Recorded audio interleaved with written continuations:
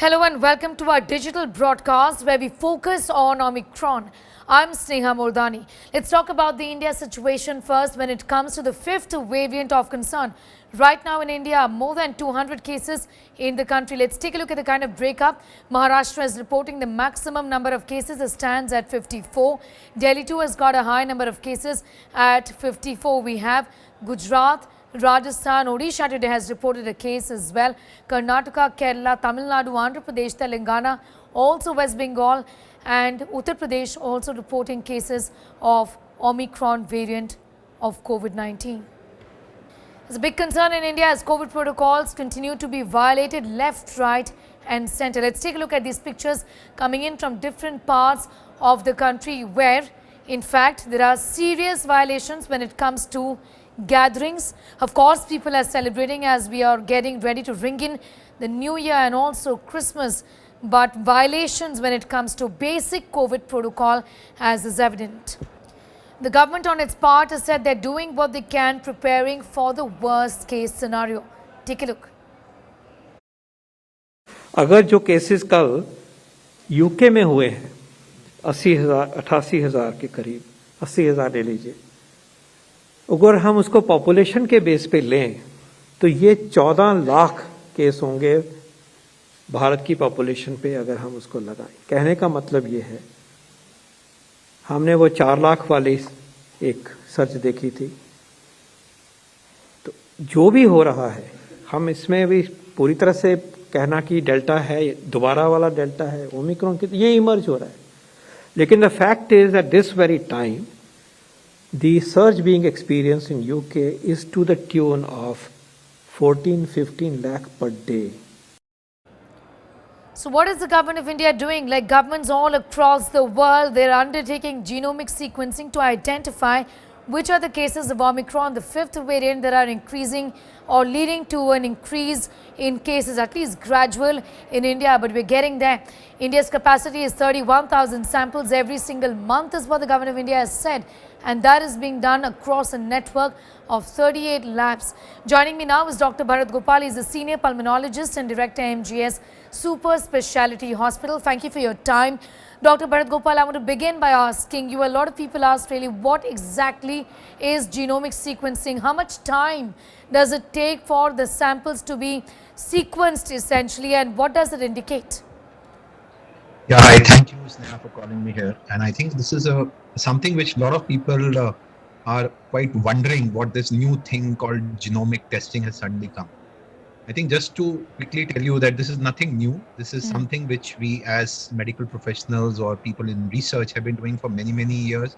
It may be tuberculosis, HIV, it may be dengue, chikungunya. So this has been something which has been done for a long time.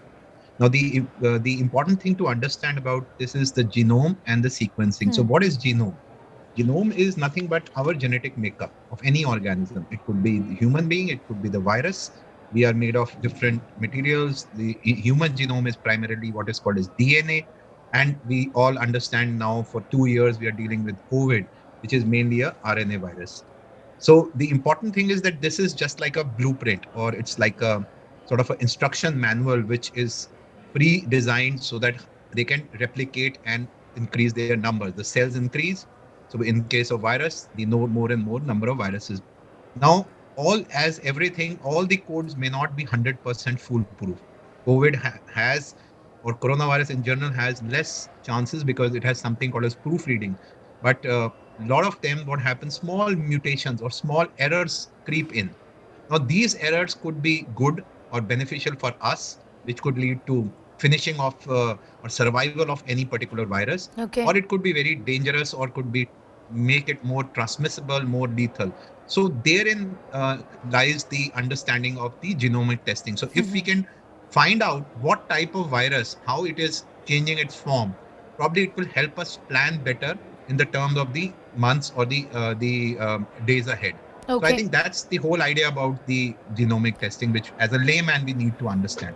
You know, 31,000 samples every single month. The government of Delhi says we're going to send all our samples for genomic sequencing. Do tell us, is this good enough? 31,000 samples, given that the WHO's mandate is that 5% of the total number of patients who've been diagnosed with COVID-19. But this is an unprecedented situation where we need to track a variant that seems to be extremely transmissible.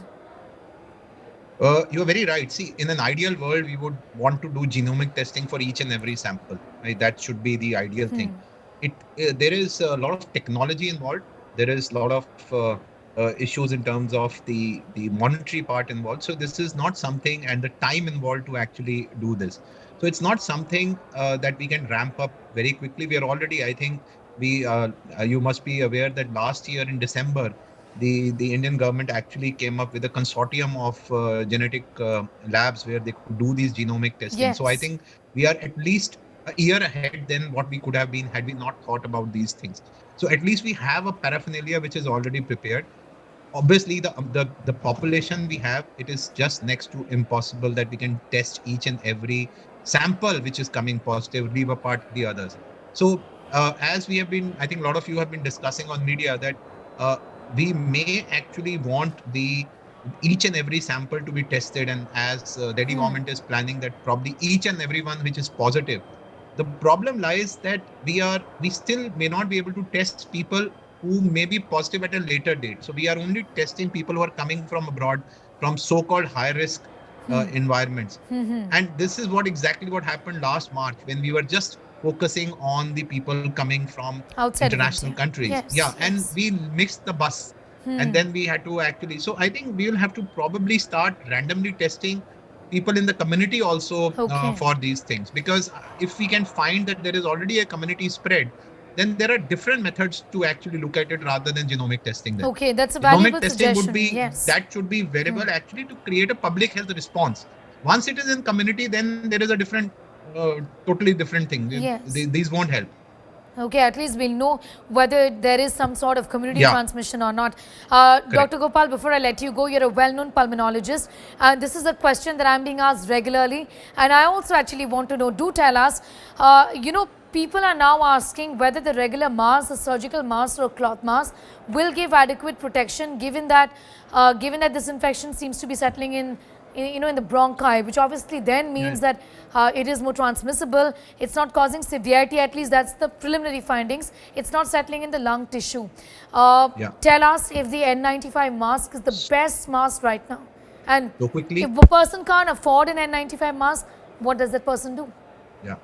So I think lots of questions. So I'll just quickly give a synopsis. I think the most important is the way you wear a mask. I think this is what we have been talking since last 2 years. There is no point in wearing a mask and wearing it improperly. Any mask worn properly is better than an N95 worn improperly. I think that is something which the public has to understand, which I am very sorry to say a lot of us still do not. So coming to the ideal situation against N95 for everyone, properly worn, probably is going to cut down on transmission, well proven. Double masking, even if you have a 3-ply mask with or a surgical mask with a cotton mask on top of it, probably may also help.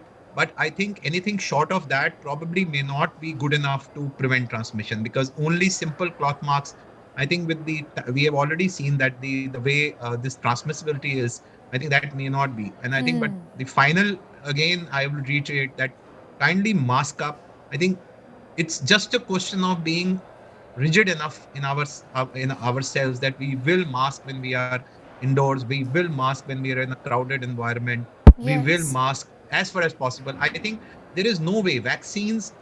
I think somebody rightly said that probably mask is the best vaccine which we have. I think it's a proven vaccine. So if we can do that, probably the only way is to cut down on the transmission. Because once it is, the wildfire is there, we have all seen what happens. We have gone through it. Yes, absolutely. Dr. Bharat Gopal, thank you so much for joining us and sharing with us your point of view when it comes to Omicron. What should be done in terms of masking? Dr. Bharat Gopal spelled it out very, very clearly. He has also tried to explain and break down genomic sequencing for our viewers. That's it in this edition. News continues right here. Thank you for joining us.